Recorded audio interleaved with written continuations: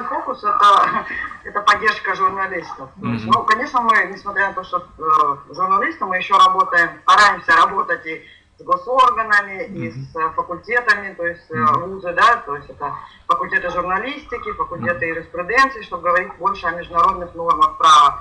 Стараемся работать с судьями, да, то есть проводим какую-то разъяснительную работу, у нас некоторые проекты есть, с пресс-секретарями, то есть у нас целевая аудитория, она очень такая обширная, но основной фокус это, конечно, журналисты.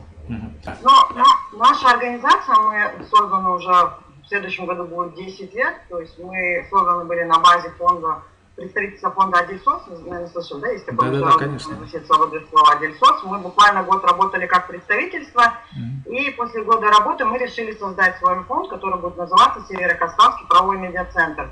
Почему Северо-Казахстанский? Потому что тогда наш фонд базировался в городе Кустанай. И мы планировали, что будем работать на севере. Но поработав несколько лет, мы поняли, что нужно охватывать больше, да, территорию, и переехали в Астану, открыли здесь. И поэтому сейчас наше название правовой медиацентр. То есть мы убрали эту приставку Северо-Казахстанский и стараемся работать со всем Казахстаном, то есть со всеми журналистами. То есть наша целевая аудитория, она стала больше.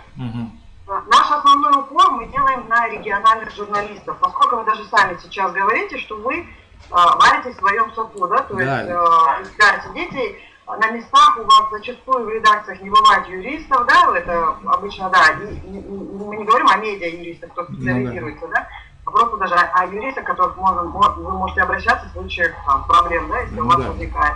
Поэтому мы стараемся охватывать именно региональные СМИ, мы оказываем поддержку, мы приезжаем на места, мы консультируем, мы проводим обучающие тренинги правовые.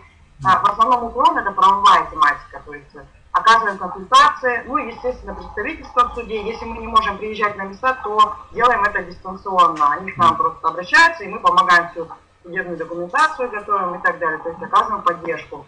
Помимо этого, если серьезные случаи, то мы стараемся помогать, оказываем им информационную поддержку, то есть проводим какие-то общественные кампании, да, в поддержку. У нас очень много контактов с международными организациями, да, то есть мы распространяем информацию дальше, чтобы эта информация не оставалась даже здесь. Пусть это будет в регионе, пусть там, ну как в случае в конце прошлого года были, в Петропавловске были такие проблемы, когда журналисты хотели привлечь по статье клевета, то есть это уголовное наказание, там грозит лишение свободы до 3 лет. И мы проводили здесь такую крупную информационную кампанию, то есть распространяли информацию, письма поддержки, обращали внимание депутатов, представителей международных организаций, чтобы это не оставалось. Потому что на самом деле очень нужна поддержка в регионах.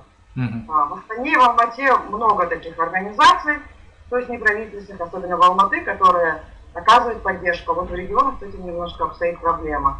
У нас практически в каждом регионе есть партнеры, то есть в крупных региональных центрах, областных, есть партнеры, координаторы, к которым мы можем обратиться в случае чего, да, если нам нужна будет информационная поддержка, контакты и так далее. Но основной упор это, естественно, конечно, правовая поддержка, правовое обучение журналистов. Помимо этого, я могу рассказать еще, да, о нашей деятельности, то, чем мы занимаемся, да.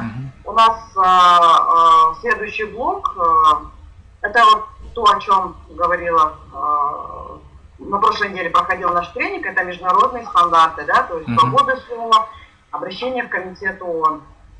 Когда в 2009 году Казахстан получил право обращения в комитет ООН, то есть эта информация нигде даже не освещалась, то есть люди не знают об этом, что мы можем обращаться в какую-то международную инстанцию, да, что можно, оказывается, не заканчивая Верховным судом, идти куда-то дальше. Я понимаю, что комитет ООН это не инстанция, когда говорят, там, да, как Европейский суд, что решение там обязательно, юридическая сила, но в любом случае это тоже инструмент, которым нужно пользоваться, да, который в любом случае обращает внимание. Сейчас, если вы знаете, есть несколько решений комитета ООН по правам человека, по Кустанаю, где было вынесено решение, что выплатить компенсацию, и государство это сделало. То есть, да.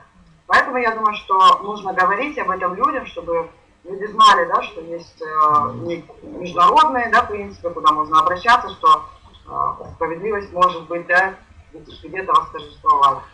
Поэтому одно из наших больших направлений это имплементация международных норм. Мы приезжаем в регионы, собираем журналистов, представителей НПО, рассказываем, что есть комитет ООН, немножко говорим о практике Европейского суда, да? То есть говорим о механизмах, говорим о тех документах международных, которые ратифицировал Казахстан, да? То есть в частности Международный пакт о гражданских и политических правах, да, который Казахстан ратифицировал, и в соответствии там, с этим фактом мы должны привести свое национальное законодательство в соответствии.